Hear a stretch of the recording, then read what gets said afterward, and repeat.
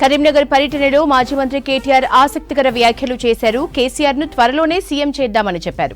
ప్రతి మండలానికో war room ఏర్పాటు చేద్దామని అన్నారు. ఇచ్చిన హామీలు అమలు చేయకపోతే కాంగ్రెస్ నేతల బట్టలు ఉడదీస్తామని హెచ్చరించారు. ఇటు కరీంనగర్ ఎంపీ బండి సంజయ్పై తీవ్ర స్థాయిలో విమర్శలు చేశారు. ఆయన అటర్ ఫ్లాప్ ఎంపీ అని అన్నారు. అభివృద్ధిపై చర్చకు సిద్ధమా అని సవాల్ విసిరారు కేటీఆర్. టైం ప్లేస్ చెప్పండి, మేమే ఫంక్షన్ హాల్ బుక్ చేస్తామని అన్నారు.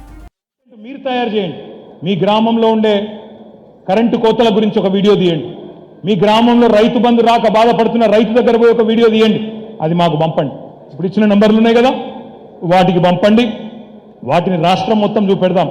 కేవలం మీ గ్రామంలోనే కాదు, కరీంనగర్ లోక్సభ నుంచి వచ్చే వీడియోలు రాష్ట్రం మొత్తం చూపెడదాం.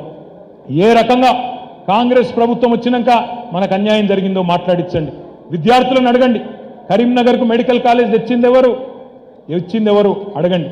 బండి సంజయ్ 5 ఏళ్లలో ఎంపీగా ఏమన్నా తెచ్చిందా తమ్మి మీ ఊరికి అని చెప్పి అక్కడ తమ్ముళ్ళని అడగండి. బండి సంజయ్ ఎంపీగా ఎన్నడన్నా ముఖం చూపెట్టిందా మీ మండలంలో అని చెప్పి అక్కడ ఉండే తమ్ముళ్ళని అడిగి వీడియోలు తీయండి.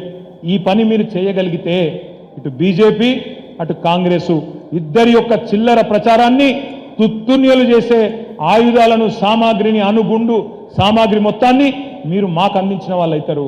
అందుకే మిమ్మల్ని దయచేసి ప్రార్థించేది, 2189 బూతులలో ప్రతి బూత్కొక మన తెలంగాణ బలగంలోని ఒక తమ్ముణ్ణి, ఒక చెల్లెల్ని సోషల్ మీడియా వారియర్గా అపాయింట్ చేసుకుందాం. ప్రతి మండలాల్లో ఒక వార్ రూమ్ పెట్టుకుందాం.